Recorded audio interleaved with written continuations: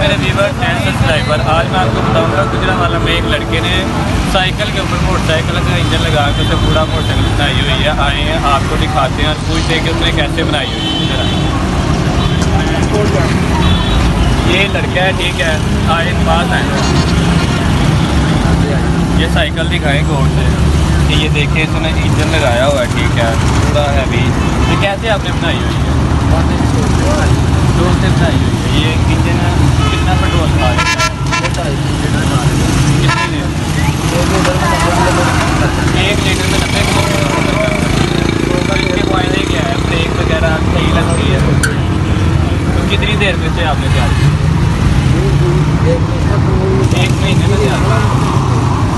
और इंशाल्लाह आप आगे भी ऐसे साइकिल बना रहे हैं। आपने अकेले ने बनाई है कि और लोग भी आपको? दूसरी साइकिल वो आपने तैयार की। चलिए आपको मिलेगा नेक्स्ट वीडियो के साथ।